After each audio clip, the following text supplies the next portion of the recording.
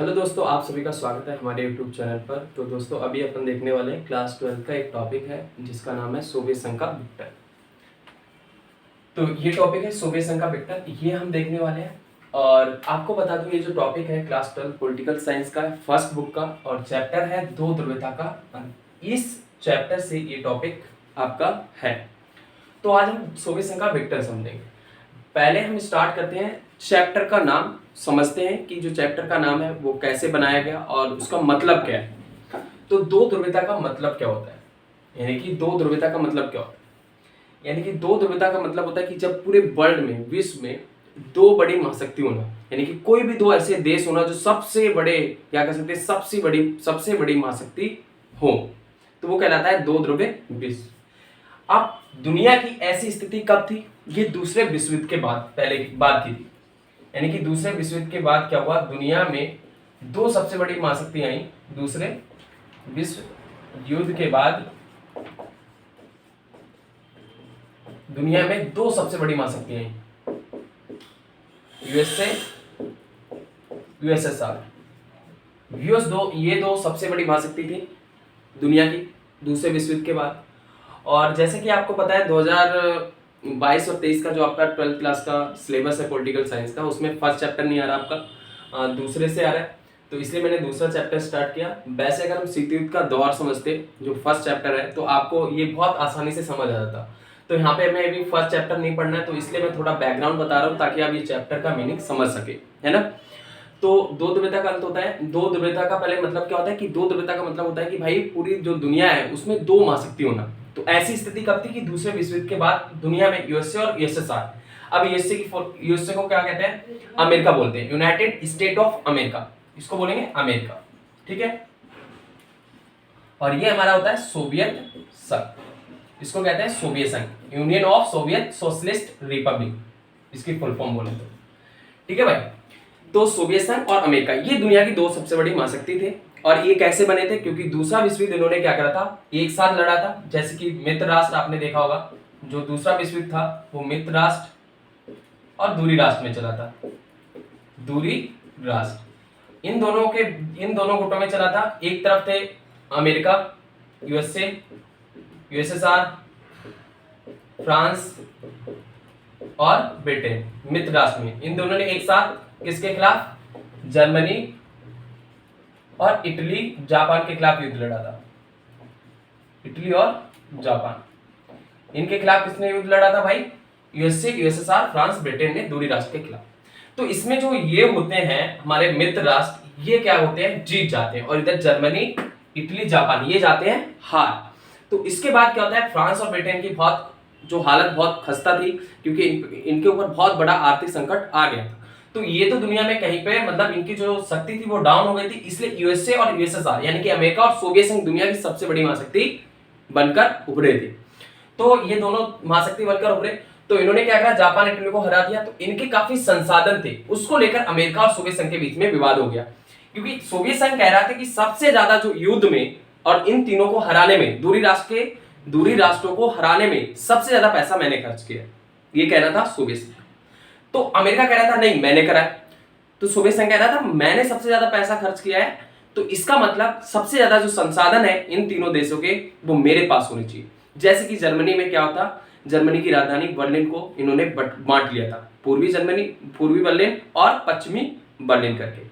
तो इस तरीके से इनके बीच में अविश्वास पैदा हुआ, मतभेद पैदा हुए, क्योंकि इन्होंने तो एक साथ लड़ा था युद्ध। कहने वाली बात तो यहाँ पे देख सकते हो कि यहाँ पर मित्र राष्ट्र में एक साथ दोनों लड़ रहे हैं, किसके खिलाफ? जापान, जर्मनी, इटली के खिलाफ, दूरी राष्ट्र के खिलाफ। समझ रहे हो? दूरी गुट के साथ ये एक साथ लड़ रहे हैं, बट बीच में क्या होता है, उसके बाद क्या होता है, इनके बीच में मतभेद हो जाते हैं। और सबसे बड़ी वजह ये थी कि इनके बीच में विचारधारा का मतभेद था, विचारधारात्मक मतभेद। विचारधारा इनकी अलग अलग थी। ये क्या था, पूंजीवाद का पैरोकार था, पूंजीवाद को अपनाता था और लोकतंत्र को। और सोवियत संघ क्या करता था? साम्यवाद और समाजवाद, साम्यवाद और समाजवाद को अपनाया था। यहां पर साम्यवाद समाजवादी मॉडल अपनाया गया था और यहां पर पूंजीवादी मॉडल अपनाया गया था। एक बार मैं एक वीडियो में आपको बताऊंगा, किसी टाइम मिलेगा तो किसी टाइम, साम्यवाद समाजवाद का अर्थ क्या होता है और पूंजीवाद का। वैसे मैं आपको बता दूं, जो समाजवाद साम्यवाद होता है, ये बेसिकली क्या होता है, समाज में इनकी जो विचारधारा होती है वो ये होती है कि समाज को समान बनाना, एक ऐसा समाज बनाना जो समता मूलक हो, यानी कि ऐसा समाज जो समता मूलक हो, सबको समान अवसर दिए जाए, सबका समान अधिकार हो, समाज के संपत्ति पर, जो समाज की धन संपत्ति है, जो संसाधन है, उस पर सबका समान क्या होना चाहिए, अधिकार होना चाहिए।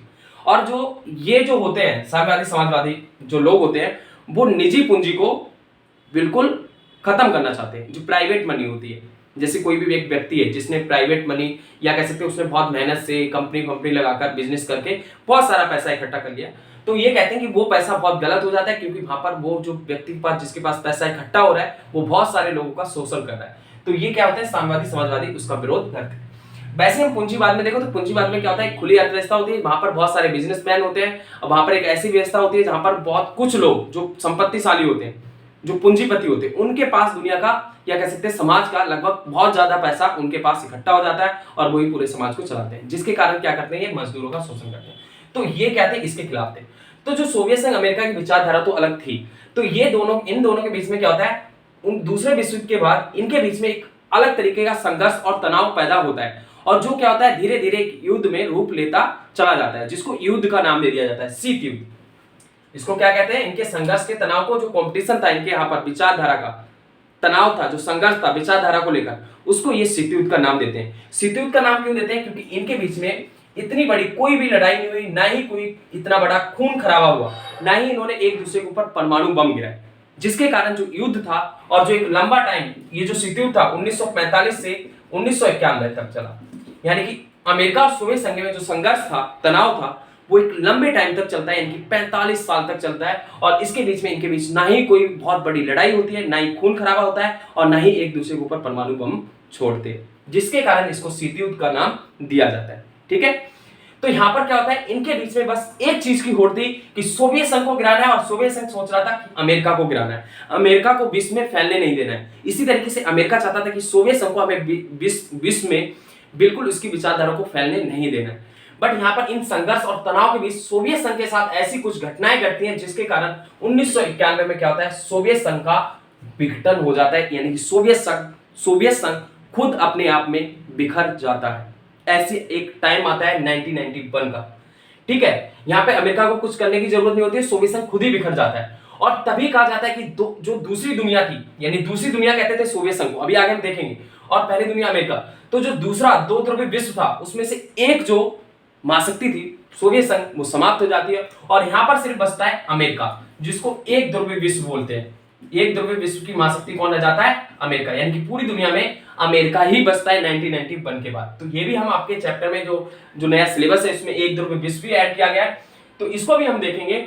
फिलहाल में अभी हमने देखा सोवियत संघ का विघटन होता है, तो इसी को ही हम समझने वाले हैं काफी डिटेल में। ठीक है ना, तो इसको अभी आपको समझ आ गया होगा, इसलिए आपका जो चैप्टर का नाम है वो रखा गया है दो ध्रुवीयता का अंत, यानी सोवियत संघ का विघटन। तो इस चैप्टर में सारा का सारा सोवियत संघ क्या है, सोवियत प्रणाली क्या है, सोवियत संघ का विघटन क्या है, तो ये सारा सोवियत संघ के बारे में इस चैप्टर में बताया गया है बेसिकली। तो हम समझते हैं सोवियत संघ के बारे में, क्योंकि सोवियत संघ का विघटन हुआ। तो अब आपको समझ आया होगा चैप्टर का नाम, क्योंकि ये सारा का सारा आपका क्लास 12 की जो फर्स्ट बुक है, फर्स्ट चैप्टर शीत युद्ध का दौर, उसमें ये जो मैं बता रहा था ये सारा उसी में ही दिया हुआ है। बट आपके सिलेबस को जोड़ने के लिए और समझाने के लिए मैंने अभी अब आपको बताया। अब बात करते हैं भाई सोवियत संघ का विघटन क्यों हुआ, है ना, मन तो ये है। तो इससे पहले समझो कि सोवियत संघ कैसे बना और क्या था।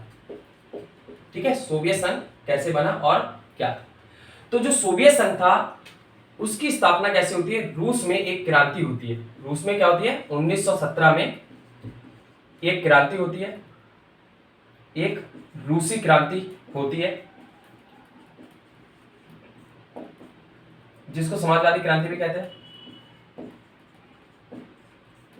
यार गर्मी लग रही है, मैंने फैन ऑफ कर रखे हैं, फैन बिकॉज क्योंकि अगर फैन ऑन कर दिए तो आपकी जो रिकॉर्डिंग में क्या होगी, फैन की आवाज आएगी, इसलिए मैंने फैन बंद कर रखे हैं, और गर्मी काफी तेज है, फिर भी मैं पढ़ा रहा हूं।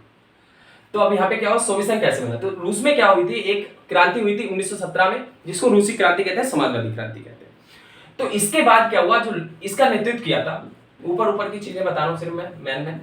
तो ये जो लेनिन था, इस बंदे ने क्या करा, यहाँ पर ये क्रांति का नेतृत्व किया, और इस क्रांति के बाद क्या हुआ, सोवियत संघ में एक ऐसी व्यवस्था आई जिसको हम साम्यवादी और समाजवादी मॉडल कहते हैं। ठीक है, यानी कि इस क्रांति के बाद सोवियत संघ में क्या होता है, यानी कि रूस में, और जो रूस था वही सोवियत संघ बनता है। ठीक है, रूसी क्या होता है, आगे चलकर रूस को ही क्या करा जाता है, रूस में ही पीटोगार्ड में एक नई तरीके की एक व्यवस्था बनाई जाती है, वो बनाई जाती है रूस के नाम पर, रूस की जगह सोवियत संघ बनाया जाता है। इसका स्थापना किसने की थी सोवियत संघ की, ये थे लेनिन, और इसमें कई सारे क्षेत्र और गणराज्य शामिल हो गए थे। 1922 में करी थी लेनिन ने, ठीक है, दिसंबर 1922 में ये जो सोवियत संघ बनाया था इस क्रांति के बाद। और जो रूसी क्रांति, समाजवादी क्रांति का उद्देश्य क्या था, आपकी बुक में मिली होगा। इसका उद्देश्य था जो रूस का समाज है उस समाज में क्या करना है, समतामूलक समाज बनाना है। ठीक है, इसका उद्देश्य था समतामूलक समाज, यानी कि ऐसा समाज जहां पर समानता हो, जहां पर अमेरिका की तरह, बाकी देशों की तरह, जैसे रूस में ही ये स्थिति थी 1917 से पहले, क्योंकि जार का शासन था वहां पर, जार एक राजा था, उसका शासन था। उस समय ऐसी स्थिति थी रूस में कि जो समाज था रूस का वो दो भागों में बटा हुआ था। एक भाग में अमीर लोग थे और दूसरे भाग में गरीब कृषक, बहुत बड़ी संख्या थी जो गरीबों की थी, मजदूरों की थी, कृषकों की थी, और बड़े बड़े जमींदार, कुल, जो बड़े बड़े भूमि के किसान थे जिनको कुल कहते थे, वो ऐशो आराम की जिंदगी जीते थे और जार को सपोर्ट करते थे। और यहाँ पर किसान और गरीब लोगों की हालत बहुत खराब थी, वो बेरोजगारी और भुखमरी जैसी चीजों से लड़ रहे थे। तो इसके चलते क्या हुआ, रूसी क्रांति होती है इसी पर्पस के लिए, ताकि ये जो समस्याएं हैं किसानों की, मजदूरों की, इसको दूर करा जाए और एक नई तरीके की व्यवस्था वहां पर बनाई जाए, एक नया सिस्टम बनाया जाए। और वो सिस्टम किस पर आधारित बनाया गया, साम्यवादी समाजवादी मॉडल। ठीक है, तो इसलिए ये जो क्रांति थी, इसका मतलब इसका जो मोटिव था वो था कि समतामूलक समाज की स्थापना करना, एक ऐसा समाज जहां पर समानता हो, है ना, सबको समान अवसर मिले, सबका समान संसाधनों पर हक हो, कोई इतना बड़ा ऊंच और नीच का भेदभाव ना हो उस समाज में, निजी संपत्ति को समाप्त करा जाए, इस क्रांति का ये उद्देश्य था। ठीक है, तो इस तरीके से, तो यहां पर क्या हुआ, ये रूसी क्रांति हुई, इसके बाद रूस को क्या करा गया, सोवियत संघ में तब्दील कर दिया गया। अब जो सोवियत संघ बना उसमें 15 गणराज्य को शामिल किया गया, यानी कि रूस के जो आसपास के क्षेत्र थे उनको डराया गया सोवियत संघ के द्वारा, उनके नेताओं के द्वारा। ये कहा गया कि आप फिर राजा के शासन में चले जाओगे, क्योंकि राजा का शासन बहुत क्रूर था और आपको हमारे यहाँ पर शामिल होना चाहिए, और जो साम्यवादी समाजवादी मॉडल है वो बहुत अच्छा है। इसलिए 15 गणराज्य क्या होते हैं, इसमें शामिल होते हैं सोवियत संघ में, और ये 15 गणराज्यों का एक संघ बन जाता है जिसको हम सोवियत संघ कहते हैं। और इसका नेतृत्व पहले किसने किया था, लेनिन। ठीक है, समझ आया, तो ये था सोवियत संघ। अब क्या होता है, सोवियत संघ यहां से बनता है, तो इसकी प्रणाली के बारे में कुछ हम विशेषताएं देखते हैं, यानी कि सोवियत संघ की जो प्रणाली थी, जो वहां का सिस्टम था, वो कैसे काम करता था। सोवियत प्रणाली देखो क्या थी, सोवियत प्रणाली क्या थी कि भैया, सोवियत प्रणाली में पहला ये रखा गया सिस्टम में, सोवियत सिस्टम में, कि यहाँ का जो आर्थिक मॉडल होगा, यहाँ का जो पूरा राजनीतिक और आर्थिक मॉडल होगा, किस पर आधारित होगा, साम्यवाद और समाजवादी मॉडल पर, साम्यवाद और समाजवादी मॉडल पर। ये पहली बात रखी, समाजवादी और साम्यवादी मॉडल पर आधारित होगा। और इस मॉडल में क्या होगा, यानी कि सोवियत राजनीतिक प्रणाली की जो दूरी होगी, अभी मैं इसको समझाऊंगा, ये आपकी बुक, ये लाइन बहुत मैन है, ये आपके बुक में है। सोवियत राजनीतिक प्रणाली की दूरी कम्युनिस्ट पार्टी को बनाया गया, माना जा गया, यानी कि यहां पर बताया गया सोवियत सिस्टम में कि जो सोवियत राजनीतिक प्रणाली है, यानी कि जो उसका पॉलिटिकल सिस्टम है, वहां पर सबसे मेन कम्युनिस्ट पार्टी है, यानी कि जो कड़ी है वहां की वो कम्युनिस्ट पार्टी है, और वही क्या करेगी, पूरे राजनीतिक सिस्टम को चलाएगी। इसके नेता कम्युनिस्ट पार्टी, और कम्युनिस्ट पार्टी के नेता क्या करेंगे, पूरे राज्य को और पूरे देश की राजनीति को चलाएंगे। ठीक है, वही नेता जो होंगे, विदेशी सम्मान दूसरे देश के साथ कैसे, वो सब कम्युनिस्ट पार्टी के नेता क्या करेंगे, संभालेंगे। साथ ही साथ सोवियत संघ की जो अर्थव्यवस्था थी वो किसके नियंत्रण में थी, सोवियत संघ की जो अर्थव्यवस्था थी, पहले तो उसको योजनाबद्ध तरीके से तैयार किया गया। सोवियत संघ की अर्थव्यवस्था योजनाबद्ध थी और राज्य के नियंत्रण में।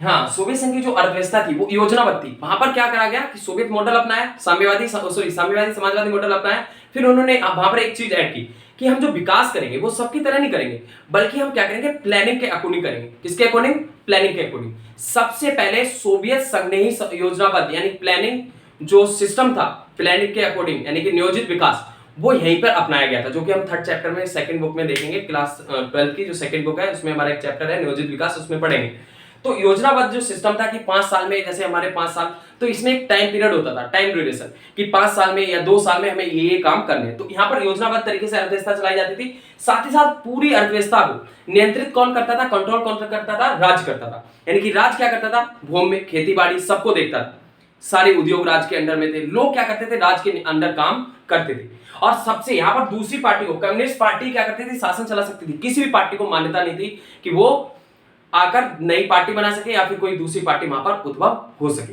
किसी को भी कोई मान्यता नहीं थी। तो इस तरीके का क्या था, सोवियत, इस तरीके का सोवियत संघ बनाया गया, जो कि साम्यवादी समाजवादी पर पूरा का पूरा इनका फोकस था। ठीक है, समझ आया आपको? तो ये था सोवियत प्रणाली। अब इसकी हम थोड़ी एक कुछ विशेषताओं पर ध्यान रखते हैं कि सोवियत संघ की उस समय पूरे वर्ल्ड में, दुनिया में क्या स्थिति थी, है ना, ताकतवर की, कितना ताकतवर था। तो उसको भी हम थोड़ा देख लेते हैं, फिर इसके विक्टर पे अभी आएंगे। ठीक है,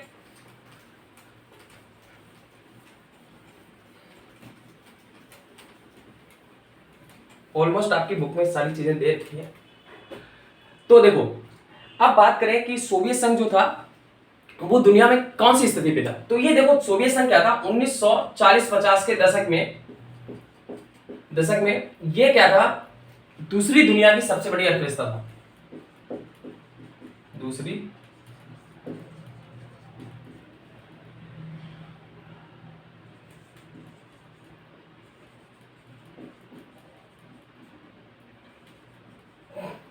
सोवियत संघ क्या था, दुनिया की दूसरी सबसे बड़ी अर्थव्यवस्था थी अमेरिका के बाद।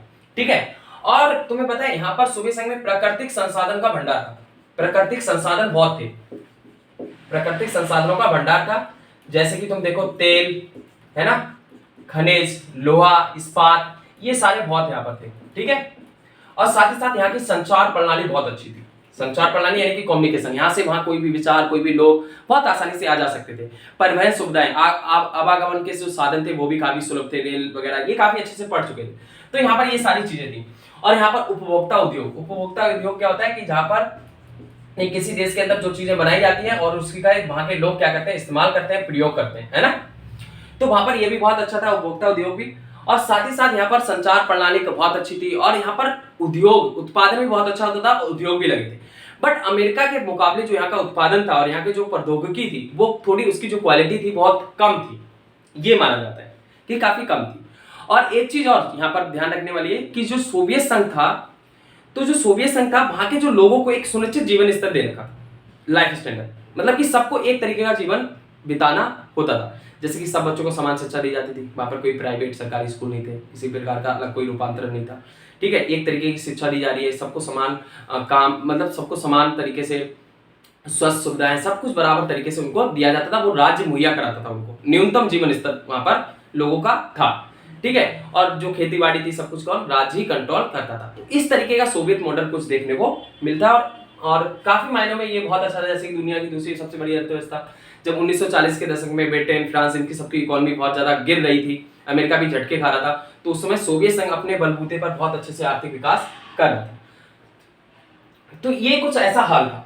बट क्या होता है, यहाँ पर जो स्थिति होती है वो खराब होती जाती है। सोवियत संघ की जो स्थिति होती है 1970-80 के बाद बहुत ज्यादा धीरे धीरे खराब होती जाती है। देखो क्या कारण रहता है।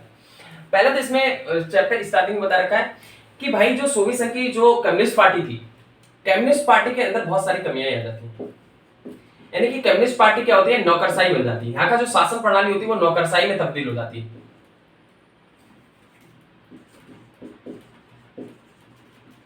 और सत्ताधारी,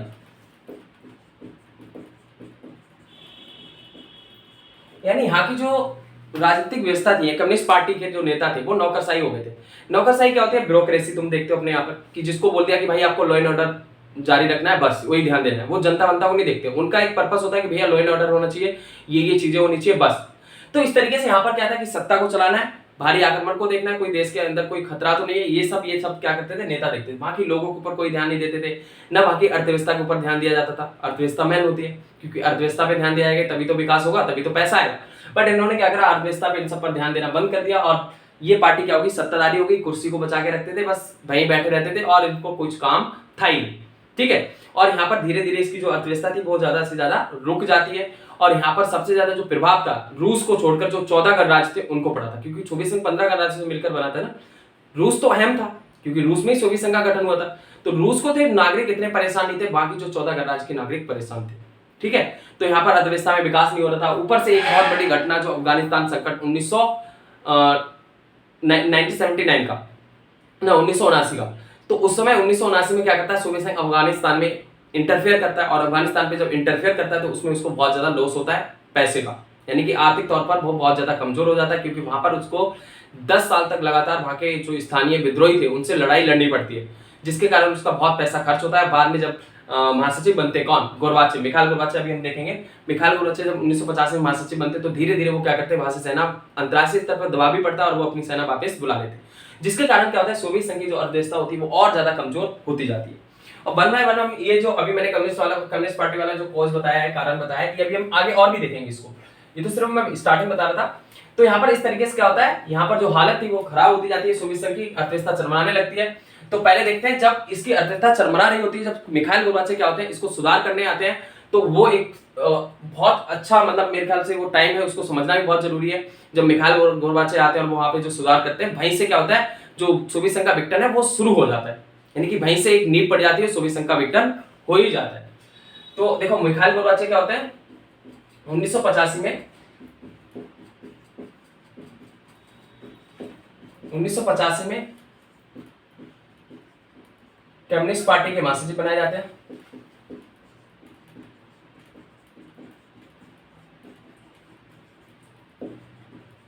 महासचिव बनते हैं, और जब ये महासचिव बनते हैं कम्युनिस्ट पार्टी के, क्योंकि नेता बन गए सोवियत संघ के, तो भैया ये क्या करते हैं, ऑब्जर्व करते हैं किसको, सोवियत संघ को और पश्चिमी देशों को। ये देखते हैं कि पश्चिमी देश से तो यार बहुत तेजी से विकास कर रहे हैं, वहां पर संचार प्रणाली, वहां पर प्रौद्योगिकी, टेक्नोलॉजी काफी तेजी से बढ़ रहा है, आर्थिक विकास भी हो रहा है, और सोवियत संघ बेचारा वहीं का वहीं है, और इसकी अर्थव्यवस्था भी इधर उधर हो रही है ना। सोवियत संघ को देखते हैं और वो पश्चिमी देशों को देखते हैं, तो यहाँ पर वो क्या करते हैं, तुलना करते हैं किससे, पश्चिमी देशों से, सोवियत संघ की।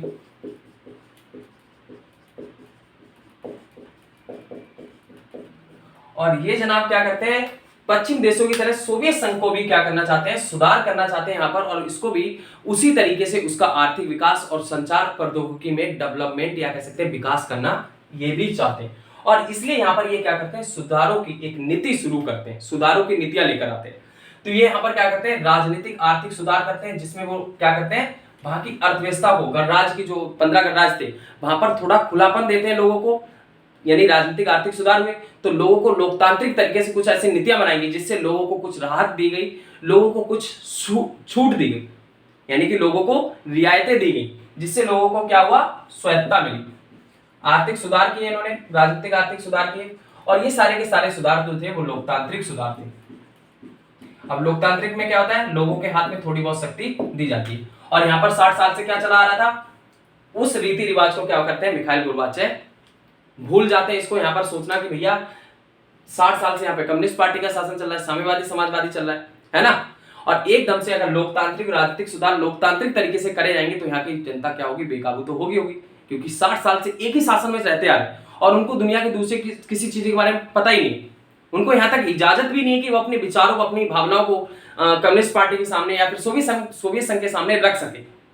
तो ऐसे में वहां पर ये राजनीतिक आर्थिक सुधार किए गए, और जिसके चलते जो 60 साल के बाद अब लोगों को थोड़ा सा खुला महसूस हुआ, उनको बाहर की दुनिया दिखी, तो वो जो लोग थे वो अपना काबू खो बैठे, यानी कि अब वो जल्दीबाजी करने लगे सुधारों की, और उन्होंने धीरे धीरे सोवियत संघ के खिलाफ ही क्या करा, मोर्चा खोल दिया और इसके खिलाफ विद्रोह करने लगे। अब उनके अंदर राष्ट्रवाद और अपने देश, अपने क्षेत्र को लेकर प्रेम जाग उठा। अगर कोई यूक्रेन का था तो उसके यूक्रेन के प्रति उसका प्रेम जाग गया। अब वो सोच रहे थे कि यूक्रेन को कैसे आजाद कराएं, एक अलग देश बनाएं, और किस तरीके से हम अपनी नई तरीके से शुरुआत करें, अपनी अर्थव्यवस्था को, अपने देश को कैसे नई तरीके से शुरू करें।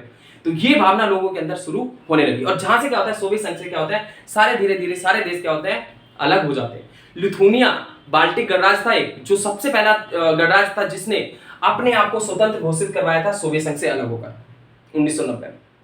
तो इस तरीके से क्या होता है, यहाँ पर सोवियत संघ की क्या होती है, विघटन की रणनीति तैयार हो जाती है, और जो मिखाइल गोरबाचेव को यहाँ पर मुखी खानी पड़ती है, क्योंकि अब इनको कम्युनिस्ट पार्टी के अंदर भी क्या करा जाता है, कम्युनिस्ट पार्टी के अंदर जो नेता थे बड़े बड़े, वो मिखाइल गोरबाचेव का क्या करते हैं, विरोध करते हैं, आलोचना करते हैं कि आपने ये क्या करा, आपने जो राजनीतिक आर्थिक सुधार किए, जो लोकतांत्रिक प्रक्रिया चालू की है यहाँ पर, चालू किए, लोकतांत्रिक जो सुधार चालू किए, इनसे आपको देख रहे हो कितना नुकसान पहुंच रहा है सोवियत संघ को।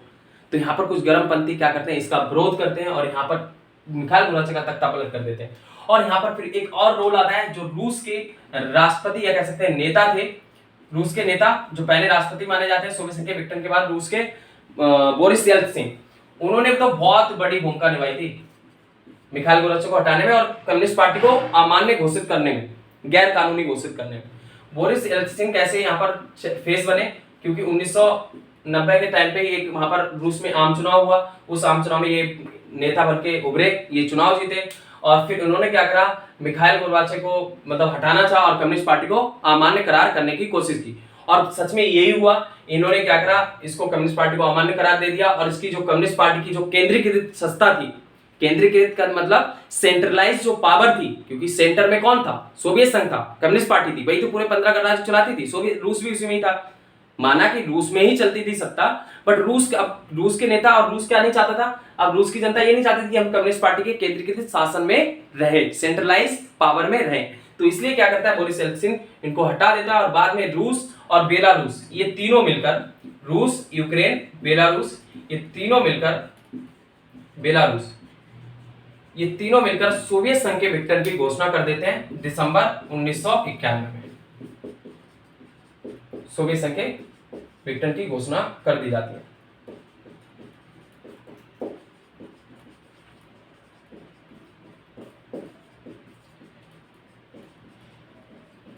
इन तीनों राज्यों ने, ये क्वेश्चन भी आ जाता है कई बार कि किन तीन गणराज्यों ने घोषणा की थी सोवियत संघ के विघटन की, तो वो था यूक्रेन, यहाँ पे देखो रूस है पहला, यूक्रेन और बेलारूस, इन तीनों ने मिलकर क्या करा, दिसंबर 1991 में सोवियत संघ के विघटन की घोषणा कर दी और इसी के साथ क्या होता है, सोवियत संघ का विघटन हो जाता है। जो 15 गणराज्य थे वो सारे अलग हो जाते हैं सोवियत संघ से। अब वो क्या करते हैं, पूंजीवादी और लोकतंत्र को अपना लेते हैं। ये 15 गणराज्य क्या करते हैं, साम्यवाद समाजवादी मॉडल को छोड़कर पूंजीवादी और लोकतांत्रिक प्रणाली को अपना लेते हैं। और इसके बाद एक नया यहाँ पर मोड आता है, एक सोवियत संघ की जगह एक नया संगठन बनाया जाता है, अंतर सरकारीय, जिसको बोलते हैं इंटर गवर्नमेंट जो ऑर्गेनाइजेशन बनता है, जिसको CIS, यानी कि जो सरकारें हैं वो आपस में मिलकर क्या करते हैं, CIS बनाती है, कॉमनवेल्थ ऑफ इंडिपेंडेंट स्टेट, जिसको बोलते हैं स्वतंत्र राष्ट्रों का राष्ट्रकूट। ये भी क्या होता है 1991 में, तुरंत जैसे इसका विघटन होता है तुरंत इसमें क्या होता है, ये बनाया जाता है। और इसके बाद 1993 में इसका एक चार्टर फार्टर बनाया जाता है CIS का, जिसमें नियम कानून होते हैं किस तरीके का ये संगठन होगा, सोवियत संघ की तरह नहीं होगा। तो इस तरीके से यहाँ पर CIS के ऊपर भी मैं एक वीडियो बनाऊंगा, पूरा लेक्चर बनाऊंगा इस पे भी, तो वो भी हम देखेंगे। बट यहाँ पर क्या होता है, सोवियत संघ का विघटन हो जाता है। अब हम देखेंगे सोवियत संघ ने कौन कौन सी गलतियां करी जिसके कारण उसका विघटन हुआ।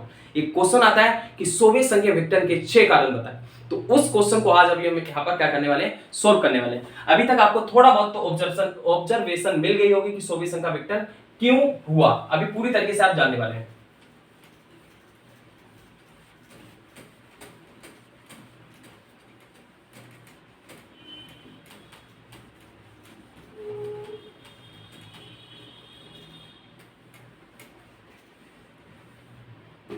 देखो, पहला कारण माना जाता है कि लोगों की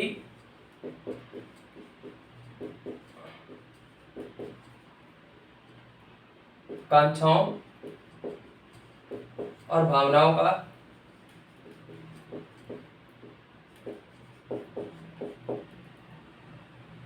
अनदेखी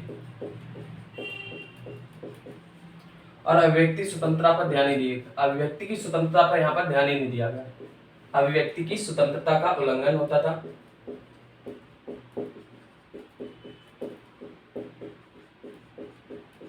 यहाँ पर कैसे भी लिख सकते हो, जैसे कि लोगों की आकांक्षा भावनाओं का पूरा ना होना, अभिव्यक्त ना होना, क्योंकि देखो सोवियत संघ की प्रणाली मैंने अभी बताया था, कम्युनिस्ट पार्टी का पूरा शासन था, यानी कि वहां पर साम्यवादी समाजवादी मॉडल था, वहां पर किसी को भी इजाजत नहीं थी कि दूसरी पार्टी बना सके या फिर उसके खिलाफ बोल सके। तो यहाँ पर जो लोग थे वो अपनी भावनाओं आकांक्षाओं को क्या करते थे, दबा के रखते थे। वो इसको कार्टून, चित्र, इन सब में, ये आपको एक्सप्लेन करना पड़ेगा अगर क्वेश्चन आएगा। पहले लिखना हेडलाइन कि लोगों की आकांक्षा भावनाओं का पूर्ण ना होना या फिर उन पर ध्यान ना देना। तो उसमें आप बताओगे कि सोवियत संघ ने एक ऐसी प्रणाली, एक ऐसा सिस्टम बना रखा जहां पे कम्युनिस्ट पार्टी सर्वोच्च थी, साम्यवादी शासन सर्वोच्च था, जहां पर लोगों की आकांक्षा और भावना पर ध्यान नहीं दिया जाता था। वो जो लोग थे वो कार्टून, दीवारों पर कार्टून बनाकर, चित्र बनाकर क्या करते थे, अपनी भावनाओं को, अपने विचारों को व्यक्त करते थे। लोगों को शोषित और दमित महसूस होने लगा था। उनको ऐसा लगता था वो एक जंगल, या कह सकते हैं सॉरी, एक पिंजरे में और एक जेल में बंद है, समझ लो। और सबसे बड़ा तुम्हें पता है कि फैक्टर जो इंसान का होता है लाइफ को जीने का, वो होता है डिजायर्स को पूरा करना, इच्छाओं को, उमंगों को, सपनों को, और यहाँ पर उसके लिए बिल्कुल भी खुलापन नहीं था। तो ये पहला ये कारण माना जाता है। दूसरा कि भाई इन्होंने क्या करा, संसाधनों का गलत इस्तेमाल किया, संसाधनों का गलत इस्तेमाल। इसमें आप क्या एक्सप्लेन करोगे कि भैया गलत संसाधनों का कैसे इन्होंने गलत इस्तेमाल किया?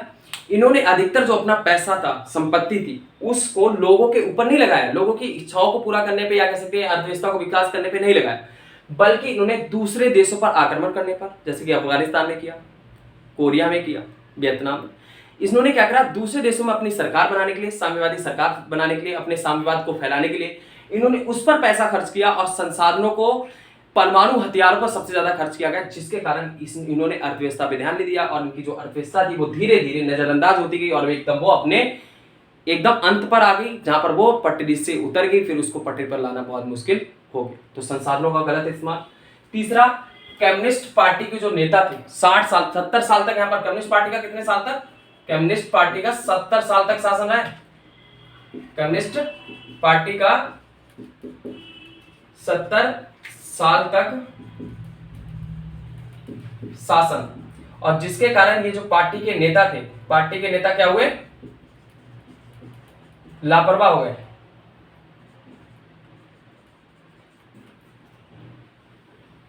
और सत्ताधारी, नौकरशाही, ये सब चीजें आ गई थी इसमें यार, लापरवाही भी थी, केयरलेस हो गए अपनी जनता के प्रति, इनके अंदर जवाबदेही खत्म हो गई, जवाबदेही खत्म हो गई। ये जो कम्युनिस्ट पार्टी के नेता थे, 70 साल तक शासन था, ये जो पार्टी थी वो खुद नौकरशाही बन गई, क्योंकि वो सिर्फ यही इस पर ध्यान देते थे कि भैया बाहर से आक्रमण हो रहा है, नहीं हो रहा है, विदेशी संबंध देखना, अंतरराष्ट्रीय स्तर पर सीमाओं को देखना, बस इनका यही काम रह गया था। और अंदर शासन प्रणाली, ये अर्थव्यवस्था में कोई ध्यान नहीं दे पा रहे थे, ना लोगों की आकांक्षाओं पर, लोगों की अपनी संस्कृति को विकास करने पर इनका कोई भी ध्यान नहीं था। सिर्फ और सिर्फ क्या करते थे, ये अपनी सीमाओं को मेंटेन और दूसरे देशों से लड़ाई में उलझे रहते थे, ठीक है। तो ये नौकरशाही हो गई थी, पूरी पार्टी नौकरशाही हो गई थी, और नेता जो थे वो सत्ताधारी बन गए थे, वो लापरवाह हो गए थे, उन्होंने लोगों के प्रति अपनी जो जवाबदेही थी, जिस मकसद से 1917 में इनका जो उदय हुआ था, उसको तो ये भूल ही गए थे, जिसके कारण क्या हुआ, कम्युनिस्ट पार्टी का सत्ताधारी होना एक बहुत बड़ा कारण माना जाता है, क्योंकि इन्होंने अपनी जो गलतियों पर, जो हो रही गलतियों पर इन्होंने ध्यान नहीं दे पाया, और जो अर्थव्यवस्था इनके हाथों से जो निकल रही थी, लोगों की आकांक्षाएं जो पूरी नहीं हो रही थी, उन पर इन्होंने ध्यान नहीं दिया, जिसके कारण क्या हुआ, सोवियत संघ का विघटन हो गया। और चौथा माना जाता है कि जो सोवियत संघ था उसने क्या करा, पश्चिम देशों के बारे में बहुत गलत राय रख रखी थी, पश्चिम देशों के बारे में गलत सोच, पश्चिमी देशों के बारे में इन्होंने बहुत गलत राय रख रखी थी अपने अंदर।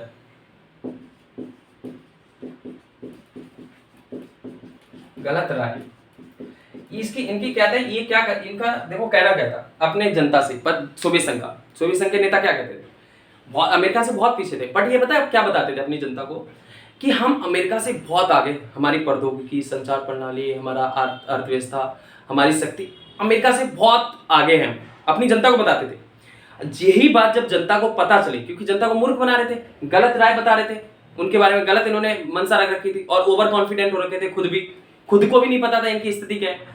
तो इन्होंने क्या करा, बहुत ज्यादा अपनी जनता को बड़ा चढ़ा के बताया अपने बारे में, और जब उस असलियत का पता लगा लोगों को, असल में जो एक्चुअल में जब उनको इस चीज का पता लगा, तो ये जो जनता थी वो बहुत ज्यादा हताश हुई, और फिर उन्होंने इसके खिलाफ खड़े होने का फैसला कर लिया, सोवियत संघ के खिलाफ। फिर वो 15 गणराज्य की जनता इनके खिलाफ हो गई, ठीक है।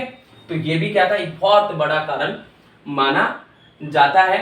और पांचवा जो कारण देखें, तो अब हम पांचवे और छठे पे बात करते हैं, जो कि बहुत महत्वपूर्ण है, ठीक है। तो ये 4 कारण थे कि मैंने लोगों की आकांक्षाओं को पूरा ना होना, संसाधनों का गलत इस्तेमाल, और 70 साल तक कम्युनिस्ट पार्टी का शासन, जिसके कारण कम्युनिस्ट पार्टी नौकरशाही सत्ताधारी में तब्दील हो गई। और फिर चौथा हम कह सकते हैं कि भाई जो पश्चिमी देशों के बारे में इन्होंने बहुत गलत राय रख रखी थी। और पांचवा जो माना जाता है मिखाइल गोर्बाचेव के सुधार।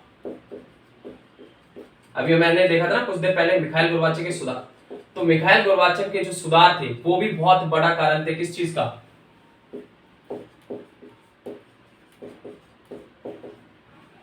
विघटन का। क्योंकि इन्होंने जो सुधार किए थे उनमें एक तो लोग अपना बेसबर हो गए, उन्होंने अपना मतलब एकदम वो ना उतावले हो गए जल्दीबाजी में कि मेरे को जल्दी जल्दी इसका फायदा चाहिए। उसके चक्कर में इन्होंने क्या करा, तेजी पकड़ी उसमें, और ऊपर से इन्होंने थोड़ी बहुत छूट दे दी, उसका लोगों ने क्या करा, गलत इस्तेमाल किया, जिसके कारण लोगों ने बगावत कर दी सोवियत संघ के खिलाफ। और जो लोग बड़े थे जिनको फायदा हो रहा था इनके सुधारों से, वो शांति से बैठे थे, बट वो भी इनसे क्या हो गए थे, नाराज हो गए थे कि जल्दीबाजी ये बहुत तेजी से कर रहे थे। तो दोनों तरफ से मिखाइल गोर्बाचेव को नाराजगी और आलोचना देखने को मिली, और ये भी बहुत बड़ा कारण था मिखाइल गोर्बाचेव के सुधार। और छठा जो कारण था वो था कि जो 15 गणराज्य थे उनके अंदर राष्ट्रवाद की भावनाओं का उदय होना। 15 गणराज्यों में 15 गणराज्यों की जनता के अंदर मेन था, जनता के अंदर राष्ट्रवाद और संप्रभुता की भावना का उदय होना।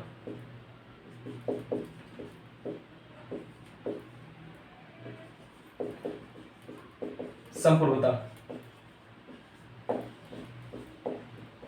क्या हुआ भैया, 15 जो गणराज्य थे उनके अंदर क्या था, अपने देश को लेकर, जैसे बेलारूस का था तो उनके अंदर बेलारूस को लेकर प्यार, सद्भावनाएं वो जाग उठी। और इनके अंदर संप्रभुता मतलब कि अब ये सोच रहे थे कि हमें अब सोवियत संघ से अलग होना है, हमें अपना देश खुद चलाना है, हमें अपने डिसीजन खुद लेने, अपना डिसीजन हमें खुद लेना है। तभी तो इन्होंने क्या करा, जैसे ही सोवियत संघ का विघटन हुआ, जैसे ये अलग हुए, इन्होंने क्या करा, उनकी बात को अपना लिया, खुली अर्थव्यवस्था, लोकतंत्र को अपना लिया, है ना 15 गणराज्य ने।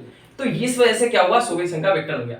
क्योंकि यहाँ पर लोगों को अब महसूस होने लगा था कि उन्हें सोवियत संघ के अंदर उनको बहुत ज्यादा शोषित किया गया है, दमित किया है, बहुत ज्यादा इनको शोषण किया गया है, उनको बहुत ज्यादा दबाया गया है, जिसके कारण इन्होंने क्या करा, अपने देश को, अपने राष्ट्र के प्रति प्रेम दिखाया और उन्होंने इससे अलग होना जायज समझा।